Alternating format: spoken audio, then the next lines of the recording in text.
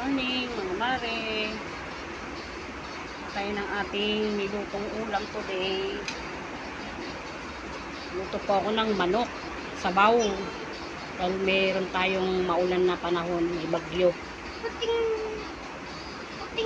Lagyan ko po na po siya ng pang-asim.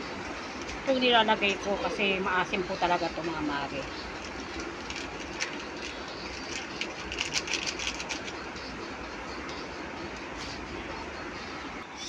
Ating sinigang na manok po. Sa umay puro baboy. Kain po tayo. Masarap humigop ng sabaw ngayon, malamig. Ay, sarap. Kusina naman yun. Guys, muna kayo guys. Hey! Kain po tayo.